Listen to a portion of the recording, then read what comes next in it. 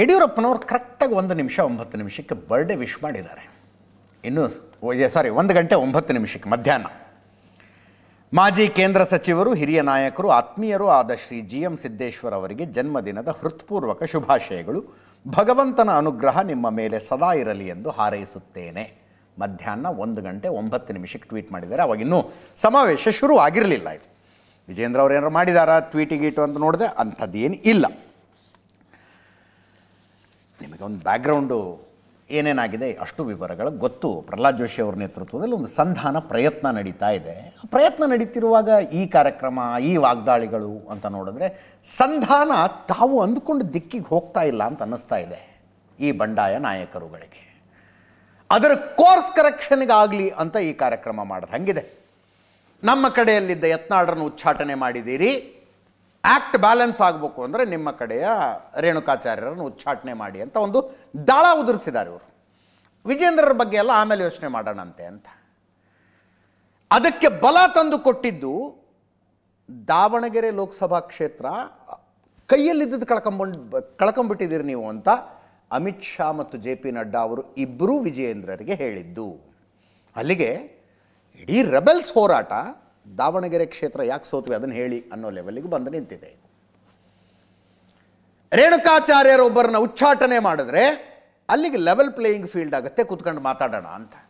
ಅದನ್ನು ಮಾಡುವುದಕ್ಕೆ ವರಿಷ್ಠರು ಒಪ್ಪಿಕೊಳ್ತಾ ಇಲ್ಲ ಅನ್ನೋ ಕಾರಣಕ್ಕೆ ಇಂಥದ್ದೊಂದು ಸಂದೇಶ ಕೊಡುವ ಪ್ರಯತ್ನ.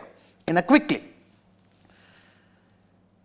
ಸಚಿವ ಪ್ರಿಯಾಂಕ್ ಖರ್ಗೆ ಅವರು RSS ಬ್ಯಾನ್ ಮಾಡ್ತೀವಿ ನಾವು ಅಧಿಕಾರಕ್ಕೆ ಬಂದ ಮೇಲೆ ಅಂತ ಹೇಳಿದ ನಂತರ ಪ್ರಿಯಾಂಕ್ ಖರ್ಗೆ ವರ್ಸಸ್ ಪ್ರತಾಪ್ ಸಿಂಹ ಹೇಳಿಕೆಗಳಲ್ಲೇ ಯುದ್ಧ ನಡೀತಾ ಇದೆ. ಪ್ರತಾಪ್ ಸಿಂಹ ಮಾತಾಡೋದು, ಪ್ರಿಯಾಂಕ್ ಖರ್ಗೆ ಟ್ವೀಟ್ ಮಾಡೋದು. ಫಸ್ಟು ಜೂನ್ 6ನೇ ತಾರೀಕು ಪ್ರತಾಪ್ ಸಿಂಹ ಅವರು ಮಾತಾಡಿದ್ದು ಕೇಳಿಸ್ಕೊಳ್ಳಿ.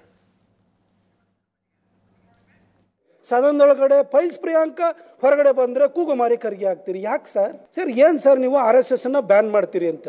ನೀವು ಯಾರ ಮಗಳ ಹೆಸರಿಟ್ಕೊಂಡಿದ್ದೀರಲ್ಲ, ಆ ರಾಜೀವ್ ಗಾಂಧಿನೂ ಕೂಡ ಈ ದೇಶವನ್ನು ಆಳಿದ್ರು, ಅವ್ರ ಕೈಲೂ ಬ್ಯಾನ್ ಮಾಡೋಕ್ಕಾಗಲಿಲ್ಲ. ಆ ರಾಜೀವ್ ಗಾಂಧಿಯನ್ನ ಹೆತ್ತಂತಹ ಇಂದಿರಾ ಗಾಂಧಿ 16 ವರ್ಷ ದೇಶ ಆಳಿದ್ರು, ಅವರು ಬ್ಯಾನ್ ಮಾಡಿದ್ರು. ಆದರೆ ಅಧಿಕಾರವನ್ನೇ ಕಳ್ಕೊಳ್ಬೇಕಾಗಿ ಬಂತು. ಆ ಇಂದಿರಾ ಗಾಂಧಿಗೆ ಜನ್ಮ ಕೊಟ್ಟಂತಹ ನೆಹರು ಕೂಡ ದೇಶವನ್ನು 17 ವರ್ಷ ಆಳಿದ್ರು. ಅವರು ಕೂಡ ಒಂದ್ಸರಿ ಬ್ಯಾನ್ ಮಾಡಿ ಕೊನೆಗೆ ಆ ಬ್ಯಾನ್ ಅನ್ನು ವಾಪಸ್ ತೆಗೆದುಕೊಳ್ಬೇಕಾದಂತ ಅನಿವಾರ್ಯ ಸ್ಥಿತಿ. 2.5 ವರ್ಷದಿಂದ ನೀವು IT-BT ಸಚಿವರಾಗಿ ಏನ್ ಮಾಡಿದ್ರಿ ಹೇಳಿ ಸರ್? ನಿಮ್ಮಪ್ಪ ಉಮೇಶ್ ಜಾಧವ್ ಇರ್ಬೋದು, ಕಮರುಲ್ಲಾ ಇಸ್ಲಾಂ ಇರ್ಬೋದು, ದೊಡ್ಡ ದೊಡ್ಡ ನಾಯಕರನ್ನೆಲ್ಲ ಬಲಿ ಕೊಟ್ಟು, ಅವರ ಮುಖ್ಯಮಂತ್ರಿ ಆಸೆನೂ ಕೂಡ ಬಲಿ ಕೊಟ್ಟು ನಿಮ್ಮನ್ನ ಮಂತ್ರಿ ಮಾಡಿದ್ರು. ಇದೇ ಥರ ದಿನ ಕೂಗುಮಾರಿ ಥರ ನೀವು ಬಬ್ಬೆ ಹೊಡಿತಾ ಇದ್ರೆ ನಿಮ್ಮನ್ನು ಯಾರು ಮುಖ್ಯಮಂತ್ರಿ ಮಾಡಲ್ಲ. ನಿಮ್ಮ ಅಪ್ಪನ್ನೇ ಮುಖ್ಯಮಂತ್ರಿ ಮಾಡಲಿಲ್ಲ ಸರ್ ಕಾಂಗ್ರೆಸ್ಸು, ನಿಮ್ಮನ್ನು ಮಾಡುತ್ತಾ? ಪ್ರತಿನಿತ್ಯ RSS ಬೈಯೋದ್ರಿಂದ ನಿಮಗೇನಾದ್ರು ಅಧಿಕಾರ ಬರುತ್ತೆ ಅಂತಂದರೆ ಹಿಂದೆ ಅಲ್ಲಿ ಮೇಲ್ಗಡೆ ಮಣಿಶಂಕರ್ ಅಯ್ಯರು ಇಂಥವ್ರೆಲ್ಲರ ಕತೆ ಏನಾಗಿದೆ ಅಂತ ನೋಡಿ ನಿಮ್ಮ ಕತೆನೂ ಅದೇ ಆಗುತ್ತೆ. ಖಾತೆ ಬಗ್ಗೆ ಒಂದು ಪ್ರೆಸ್ ಮೀಟ್ ಮಾಡಕ್ಕೆ ಹೇಳಿ. ಪ್ರಿಯಾಂಕಾ ಖರ್ಗೆ ಅವರೇ, ನಿಮ್ಮ ಖಾತೆ ಬಗ್ಗೆ ಏನು ಕಡ್ದು ದಬಾಕಿದಿರಿ ಅದ್ರ ಬಗ್ಗೆ ಒಂದು ಪ್ರೆಸ್ ಮೀಟ್ ಮಾಡಿ ಸರ್. ಪ್ರಿಯಾಂಕಾ ಖರ್ಗೆ ಸಾಹೇಬ್ರೆ, ನೀವು ನನ್ನನ್ನು ಯಾವ ಪ್ರಾಣಿಗೆ ಬೇಕಾದರೂ ಹೋಲಿಸಿ, ನನಗೆ ಏನೇನು ಕೆಟ್ಟ ಶಬ್ದಗಳು ನಿಮ್ಮ ಪದಕೋಶದಲ್ಲಿದೆ ಅಷ್ಟೂ ಕೂಡ ನಂಗೆ ಬೈರಿ. ಈ ಪ್ರತಿನಿತ್ಯನೂ ಕೂಡ BJP RSS ಬೈತೀರಿ, ಜೊತೆಗೆ ಪ್ರತಾಪ್ ಸಿಂಹನ್ನು ದಿನಾನು ಬೈರಿ, ನಿಂದಿಸಿ. ನಿಮಗೆ ಅಷ್ಟು ಖುಷಿ ಸಿಗುತ್ತೆ ಪ್ರತಾಪ್ ಸಿಂಹನ ಬೈಯೋದ್ರಿಂದ ಅಂತಂದ್ರೆ ಆ ಖುಷಿಗೆ ನಾನು ಖಂಡಿತ ಕಲ್ಲಾಕಲ್ಲ ಸರ್. ನಿರುದ್ಯೋಗ ಭತ್ಯೆ ಕೊಡ್ತೀವಿ, ಯುವ ನಿಧಿ ಕೊಡ್ತೀವಿ ಅಂತೇಳಿ ಹೇಳಿ ಅಧಿಕಾರಕ್ಕೆ ಬಂದ್ರಲ್ಲ ಸರ್, ಆ ಮಕ್ಕಳ ಕತೆ ಏನಾಗಬೇಕು ಸರ್? 2.5 ವರ್ಷ ಆದ್ರೂ ಕೂಡ ಯುವ ನಿಧಿನೇ ಪ್ರಾರಂಭ ಮಾಡಲಿಲ್ಲ ಸರ್. ನಿಮ್ ತರ ಎಲ್ಲರೂ ಕೂಡ ಅದೃಷ್ಟವಂತರಲ್ಲ ಸರ್. 10ನೇ ಕ್ಲಾಸು 12ನೇ ಕ್ಲಾಸು ಓದಿದ್ರು ಕೂಡ ಸಾವಿರಾರು ಕೋಟಿ ಒಡೆಯರಾಗಿ ಸದಾಶಿವನಗರದಲ್ಲಿ ಮನೆ ಕಟ್ಟಿಸ್ಕೊಂಡು ಒಂದೇ ನಂಬರಿನ 16 ಕಾರ್ ಇಟ್ಕೊಳ್ಳುವಂತ ಶಕ್ತಿ ಎಲ್ಲರಿಗೂ ಇರಲ್ಲ ಸರ್. ನಿಮ್ ತರ ತಂದೆ ಎಲ್ಲರಿಗೂ ಸಿಗಲ್ಲ ಸರ್.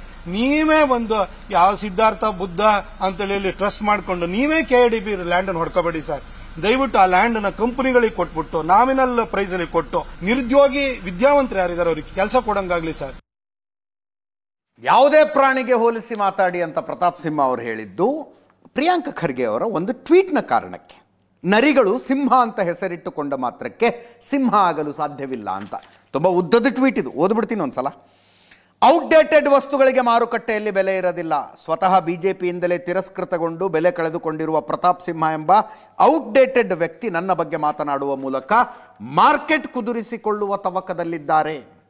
ವಿಜೇಂದ್ರ ಹಠಾವೋ ಬಣದಲ್ಲಿರುವ ಪ್ರತಾಪ್ ಸಿಂಹ ಮೊದಲು ನಿಮ್ಮ ಅಭಿಯಾನದಲ್ಲಿ ಯಶಸ್ವಿಯಾಗಿ ತಮ್ಮ ಸಾಮರ್ಥ್ಯ ನಿರೂಪಿಸಿದ ನಂತರ ನನ್ನ ಬಗ್ಗೆ ಗಮನ ಕೊಡಲಿ.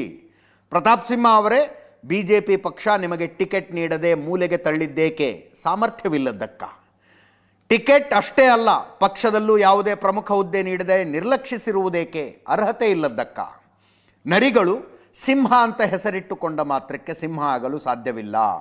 ನನ್ನ ಬಗ್ಗೆ ಮಾತನಾಡಲು ಗಂಭೀರ ವಿಷಯಗಳಿಲ್ಲದೆ ನನ್ನ ಹೆಸರಿನ ಬಗ್ಗೆ ತಲೆಕೆಡಿಸಿಕೊಳ್ಳುವ ಬದಲು ತಮ್ಮ ರಾಜಕೀಯ ಭವಿಷ್ಯದ ಬಗ್ಗೆ ತಲೆಕೆಡಿಸಿಕೊಂಡರೆ ಒಳ್ಳೆಯದು ಅಂತ ಟ್ವೀಟ್ ಮಾಡಿದರು. ಪ್ರಿಯಾಂಕ ಖರ್ಗೆ ಅವರ ಟ್ವೀಟಿಗೆ ಪ್ರತಾಪ್ ಸಿಂಹ ಆ ಹೇಳಿಕೆಯ ಮೂಲಕ ಉತ್ತರ ಕೊಟ್ಟರು. ಇನ್ನೊಂದು ಕ್ವಿಕ್ ಆಗಿ BK ಹರಿಪ್ರಸಾದ್ ಅವ್ರದ್ದೊಂದು ಹೇಳಿಕೆ ಇದೆ. ಬಿಜೆಪಿಗೆ ಮೊಟ್ಟ ಮೊದಲ ಸಲ ಒಬ್ಬ ಮಹಿಳಾ ಅಧ್ಯಕ್ಷರು ಈ ಸಲ ಬರಬಹುದಾ ಅಂತ ಒಂದು ಚರ್ಚೆ ಆಗ್ತಾ ಇದೆ. ದಕ್ಷಿಣ ಭಾರತದ 3 ಜನ ಪ್ರಮುಖರ ಹೆಸರುಗಳು ಓಡಾಡ್ತಾ ಇದೆ. ಅದಕ್ಕೆ ಪ್ರತಿಕ್ರಿಯೆ ಕೊಡ್ತಾ BK ಹರಿಪ್ರಸಾದ್ ಅವರು ಹೇಳ್ತಾರೆ, ರಾಷ್ಟ್ರಾಧ್ಯಕ್ಷ ಸ್ಥಾನಕ್ಕೆ ಮಹಿಳೆಯರನ್ನು ಹುಡುಕ್ತಾ ಇದ್ದಾರೆ, ಅರ್ಧನಾರೇಶ್ವರರನ್ನು ಹುಡುಕಿದ್ರೂ ಬಹಳ ಸಂತೋಷ ಅಂತ. ಅದಕ್ಕೆ ಬಿಜೆಪಿಯ ರಿಯಾಕ್ಷನ್, ತೃತೀಯ ಲಿಂಗಿಗಳಿಗೆ ಅಪಮಾನ ಮಾಡಿದ್ರಿ ನೀವು ಅಂತ. ಕೇಳಿಸ್ಕೊಳ್ಳಿ.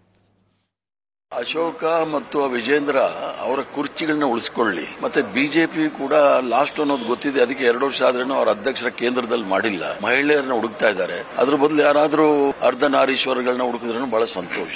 ಇದು ಇಡೀ ದೇಶದ ನಾರಿಯರಿಗೆ ಮಾಡಿರತಕ್ಕಂತ ಅಪಮಾನ. ಇವರ ಸಣ್ಣತನದಿಂದಲೇ ಅವರನ್ನ ಇವತ್ತು ಡಿಮೋಷನ್ ಮಾಡಿ ಕಳಿಸಿದ್ದಾರೆ. ಕಾಂಗ್ರೆಸ್ ಪಕ್ಷ ಇವತ್ತು ತಂದು ಬೆಂಗಳೂರಿನ ಕಾಂಗ್ರೆಸ್ ಶೆಡ್ ನಲ್ಲಿ ಕುಳಿಸಿದ್ದಾರೆ. ನೀವು ನಾಯಕತ್ವಕ್ಕೆ ಬೆಲೆ ಬರ್ಬೇಕಂತಂದ್ರೆ ದೇಶದ ಕ್ಷಮೆ ಕೇಳ್ರಿ. ದೇಶದ ಕ್ಷಮೆ ಕೇಳಬೇಕು. ಅರ್ಧನಾರಿಯರು ನಾರಿಯರು ಎಲ್ಲರ ಕ್ಷಮೆ ಕೇಳಬೇಕು. ಇಲ್ಲ ಅಂತಂದ್ರೆ ಅವರ ಶಾಪ ನಿಮಗೆ ಗೊತ್ತಿದೆ. ಅರ್ಧನಾರಿಯರು ದೇವರ ರೂಪ. ಅವರು ಮಾತಾಡಿದ್ದೀರಿ ಅಂತಂದ್ರೆ ನಿಮಗೆ ನಾಚಿಕೆ ಆಗಬೇಕು. ಮೊದಲು ಅವ್ರ ಕ್ಷಮೆ ಕೇಳಿ. ಇಲ್ಲ ಅಂತಂದ್ರೆ ಅವ್ರ ಶಾಪ ನಿಮ್ಮ ಕಾಂಗ್ರೆಸ್ ಅನ್ನ ನುಂಗುತ್ತದೆ ಅಂತಕ್ಕಂಥ ಮಾತನ್ನು ಹೇಳಲಿಕ್ಕೆ ಬಯಸ್ತೇನೆ. ಅವರ ಏನು ಈ ತರ ಬಾಲಿಶವಾದಂತ ಅಥವಾ ಲಂಗು ಲಗಾಮಿಲ್ಲದೆ ಹೇಳಿಕೆಗಳನ್ನ ನಾನು ವಿರೋಧಿಸ್ತೀನಿ. ಅಂದ್ರೆ ಯಾವ್ದಕ್ ಬೆಲೆ ಕೊಡ್ತಿದ್ದಾರೆ? ಹಂಗಾರೆ ಅವ್ರಿಗೆ ಜೀವನ ಇಲ್ವಾ? ಅಕಸ್ಮಾತ್ ನಾವು ತೃತೀಯ ಲಿಂಗಿಗಳನ್ನ ಮಾಡಬಾರ್ದು ಅಂತ ಎಲ್ಲಿದ್ದಾರೆ ಆ ತರದ ಏನೋ ಬೇರೆ ಏನೋ ಬಾಲಿಶವಾದಂತ ಹೇಳಿಕೆಯನ್ನು ಕೊಟ್ಟು ಡೈವರ್ಷನ್ಗೆ ಹೋಗ್ತಾ ಇದ್ದಾರೆ ಅಂತ ಅನ್ಸುತ್ತೆ.